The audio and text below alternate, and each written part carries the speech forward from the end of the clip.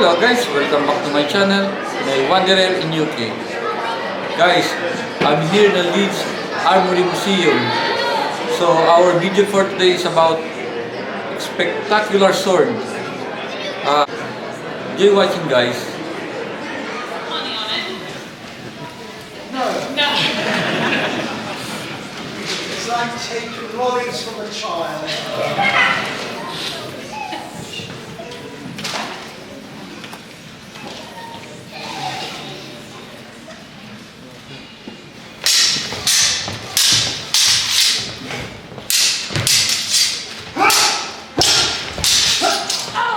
Can't hold on to your lolly. No, I can't hold to my lolly.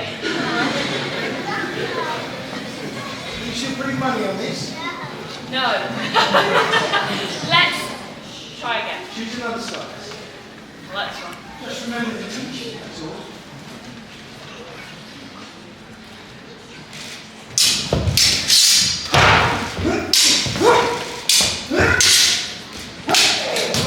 You're a shish kebab. I am, yes. Do stop. Yes, please. Before I humiliate myself any further. Well, good afternoon, ladies and gentlemen. Welcome to the tournament gallery. My name is Andy, and my defeated partner over there, India. Obviously part of the demonstration team here at the museum, and what we're obviously doing now is got really big swords, messing around with them. What we thought we'd do, get India to talk a little bit about the swords and some of the prospects when using it on the battlefield or in tournaments or rings like this. And then I'll do the really boring stuff about the research, show you some techniques, finish with a big old kick-off at the end. How's that sound, all right? All right. Two-handed sword. It's not a trick question. I'm going to ask it out to you now. Just shout it out. Why do you think we call it the two-handed sword? Not you. Yes, that's it. You've all got it. Because you use two hands to use this weapon. You can use it with one hand, but I can control it a lot better with two hands. Now, you might have also heard this be called the long sword or the great sword. If you go even further up north, it might even be called a claymore. Now, I'm sure you're all aware of how a sword is used after witnessing that. Swords are primarily for hacking and for slashing, but they're brilliant as well for thrusting. However, while we've been doing our research and putting together shows for you, we've been looking at historical manuscripts. And we have an illustration of one here, which Andy will talk about in a minute. But we've been looking at this, and I found a way in which you use the sword which is slightly more unusual, and something that you might not have come across. And it sounds like a very stupid thing. It involves me putting my hand on the blade. You might have even seen this in film and television. This is known as a half-swording technique. It takes a very long weapon and makes it short, like a knife or a bayonet, for precision. Now, the reason why I can put my hand on the blade and it not cut me is because in these manuscripts it says that perhaps the blade was only sharpened up the first third, this part here.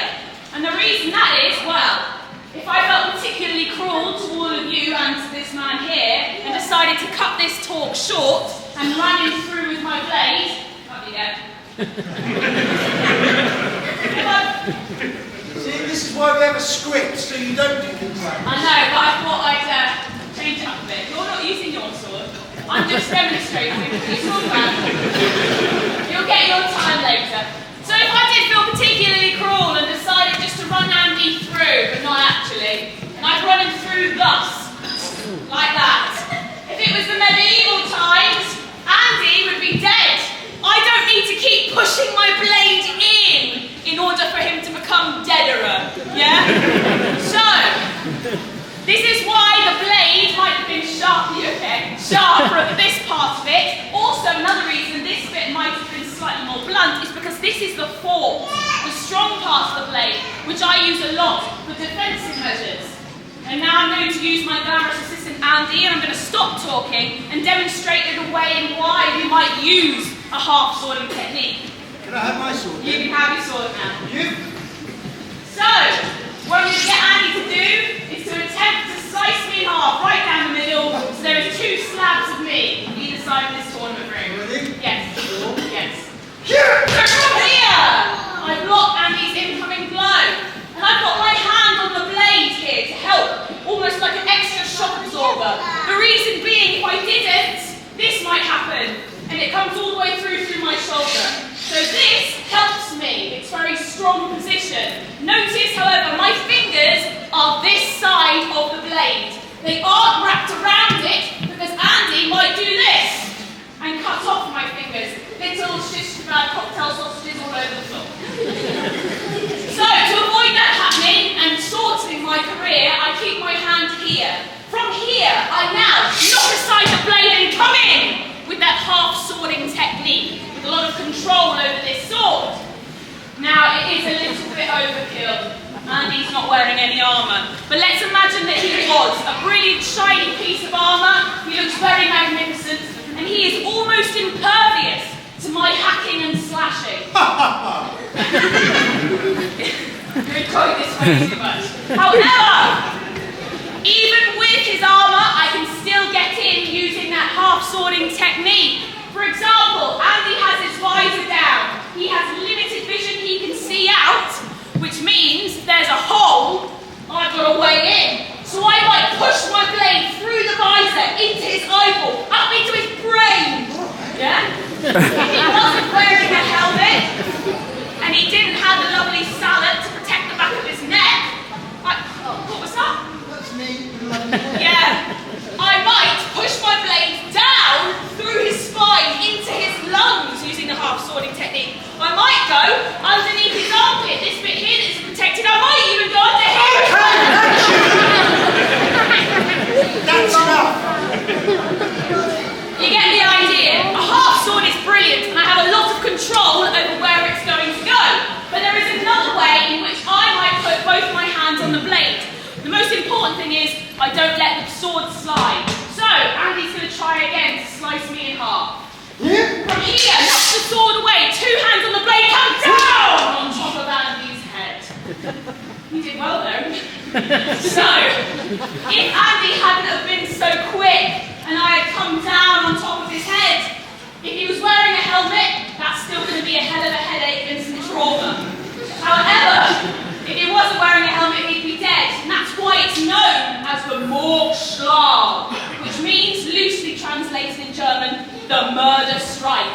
However, you blocked it very well. I did. But you're not out of danger yet. Am I not? No, I'm going to use my cross to beat your sword out the way and hit you in the face with a pommel. Just to get my point across. This is actually where we get the phrase to give somebody a good pummeling, because this is called the pommel, and we use pummel. And that is pretty much most of the things I know about the two-handed sword.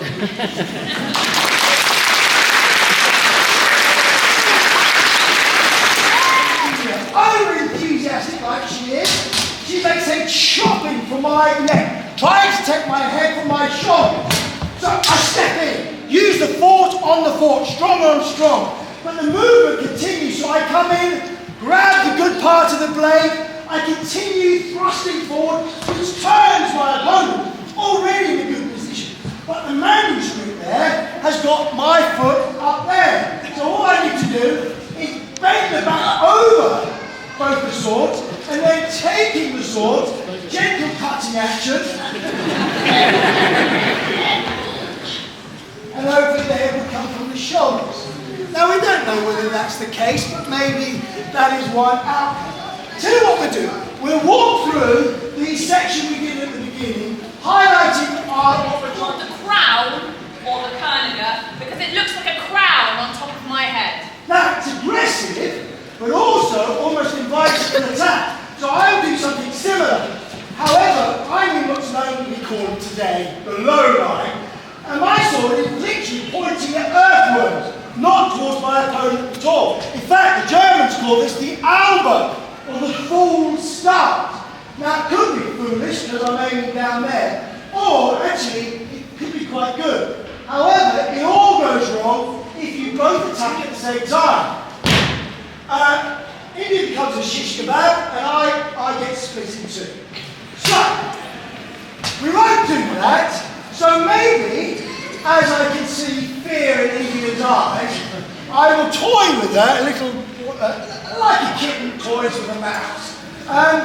Go on, choose an attack, don't come down this central line, obviously. So I'm not going to go down the central line, I'm actually going to go around and avoid the sharp bit. I'm going to go for that back leg, which Andy has left undefended. So, I was kind to India there, because she twitched with the body. If you're going to attack, use the sword first, and then follow with the squidgy stuff. However, we're only learning, aren't we? Yes, we're only learning. So, from here, set the sword first, try and cut India's leg off just below the knee. Move the target out of the way. First rule of defence, run away. Yeah? So I'm going to move that out of the way, and I've placed the fort, the strong part of the blade in between us. From here, I'm going to knock away Andy's sword and slice him in half, like so. Take out the way, spin, take head from shoulders. Ooh, very good. So, from here, again, I've moved my body out of the way, placed the sword in between us. Now I can use the cross again to my advantage. I'm going to beat Andy's sword out of the way, slice him open in the middle. Yeah. That would never work, partly because I have the reactions of a panther.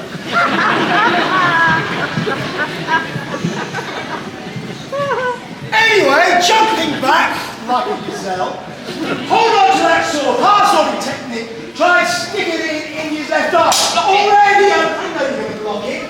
My hand's now on the pommel, now it's in line with the mouth, so I'm going to shove it through the mouth up into the brain. Alright? I have that. Sure? Yeah. Block it out the way. However, I am being pushed into that corner, and that's making me vulnerable. So I need to push back. And what I'm going to do is, it's called a glissade, but it's a fancy way of saying slide. I'm going to slide my blade down, chop off Andy's fingers. Didn't work, but notice now my pointy sword is pointing towards Andy's taut six-pack. He wasn't joking, it's in the script. And from here, From here, I'm going to do a thrust into his stomach. Okay, knock it out of the way, I'm on the wrong foot, but I'm going to still slice down, try and cover in two. Sloping parry. I can still see Andy through the little window I have here and take the momentum to bring it round, chop off his head. Okay, so I have to step back, regain my balance, and earlier, right at the beginning, I used this as a pivot and simply took the sword from my hand. So there we are. Right. To finish the demonstration, normally, work with me here again, normally what we do is we just do it again. And, move. Okay. Where you go? Oh, well done, silly girl. One.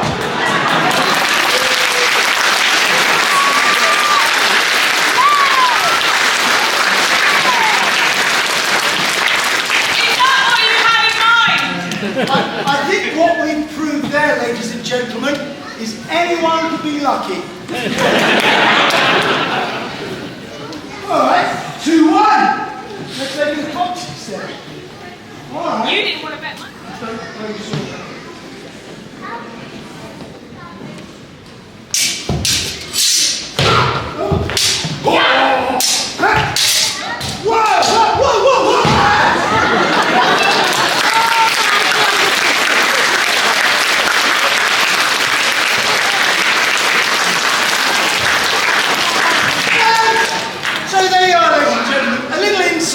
What is possible with the two-handed sword. So I think in winding this up, all I really... Whoa. You're not finishing it there. What's that? No. Why not? Well, I mean, I'm feeling, don't know why, I'm feeling very confident today. In fact, because this sword weekend, I was doing a bit of extra research and I came across a stance that I'd quite like to try, and why not better in front of this audience? It's technically 2-2, so let's have a definitive winner. Oh, no. Yeah. If it's a draw, it's honourable. Oh yeah, it's very Everything's good and I can keep my honour. Let's go. Are you afraid I'm going to win? Alright, ladies and gentlemen, you see no one. Oh, you moved it, don't you? Alright, hit the stance, okay. Alright. Right. I'll counter that with one dash. We're on the roof. Oh, so got you.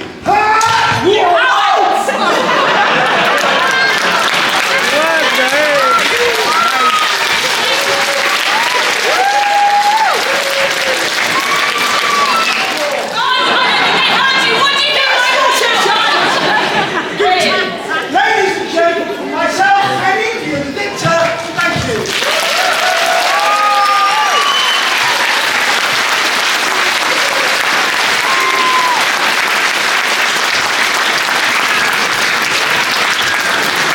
Ladies and gentlemen, a light-hearted look, obviously, at what was a deadly martial art designed to keep you alive on the battlefield or give you points in rings like this. Now, India and I have been around for a while, so if you want to hold on to the sword, you're more than welcome to. If you get hold of the sword, hold it with two hands all the time, keep the pointing. I'm not very good with the cueing system, but I will get to everyone. Well done. Enjoy? Yeah. Thank you. Oh, good. I do enjoy it. Good performance. I don't like it. I love it. Oh! You're very thoughtful, very kind. Thank you. Thank you. Enjoy it. So guys, there's a free picture. So we try to